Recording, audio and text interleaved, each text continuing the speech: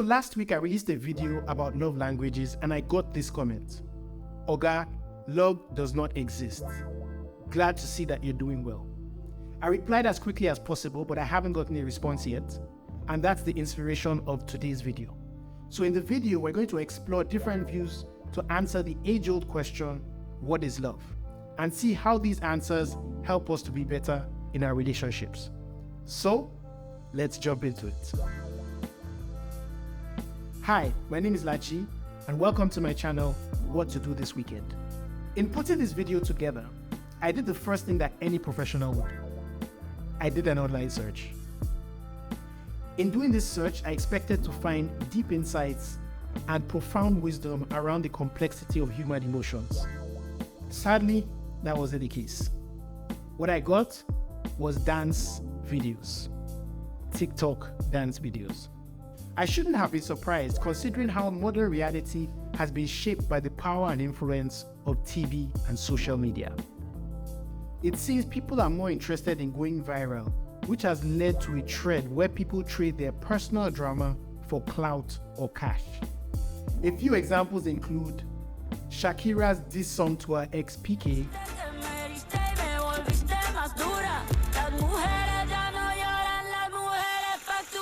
Burna Boy's hit song Last Last,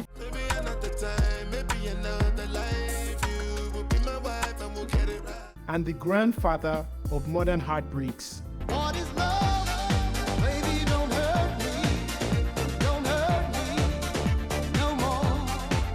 While these are fantastic songs, they muddy the waters around what a healthy relationship should be. Nowadays, many people see love as a personal experience rather than a shared ideal. Yes, experience is a great teacher, but we learn faster and with less bruises from other people's experiences, which is why we'll take a look at how the ancient Greeks handled the subject of love. Before we get to the Greeks, I need to throw some shade on the English language.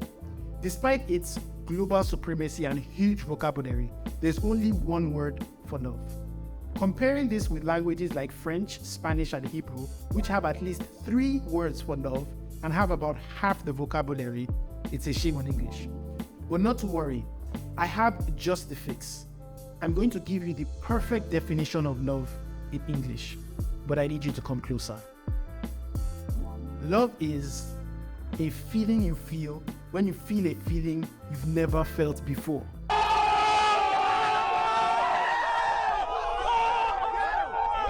All jokes aside, English's basic take on love might be one of the reasons why people are so jaded.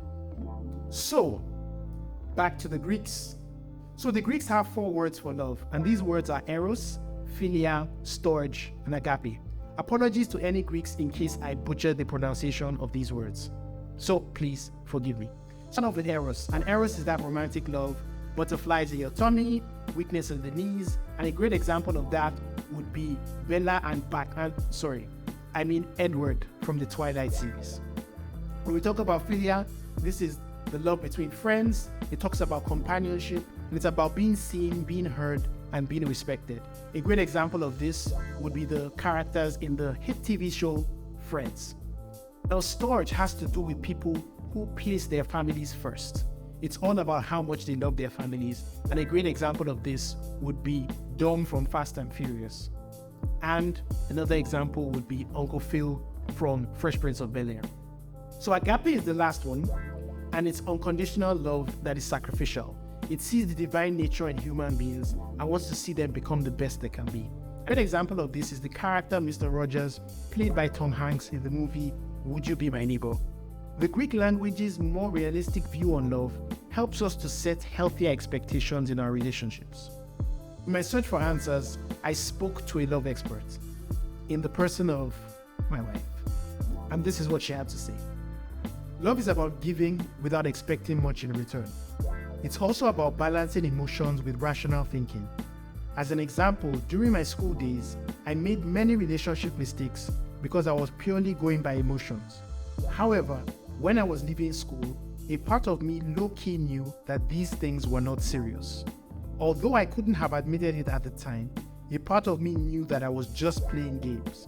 When I decided to get serious, I started looking out for certain things. That's what I mean by giving of yourself in a rational way. I've always maintained that if I can't see in someone what I want to see in my children, there's no future for us. While the media often portrays love as purely emotional, I've come to realize that logical thinking is equally important. It's crucial not to shackle yourself with someone who isn't right for you. So is love a scam?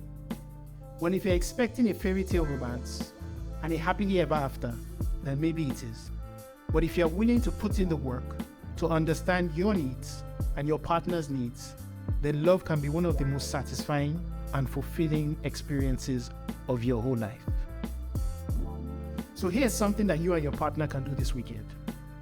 Put away your phones, look each other eyeball to eyeball, and ask these two questions. 1. What fictional couple best represents your relationship and why? And the second question is, if you could go back in time to when you were younger, what relationship advice would you give yourself? So if you want to learn more about how you can become a better partner, you can check out my previous video about love languages and see what you can pick up from there. See you in the next one. Peace.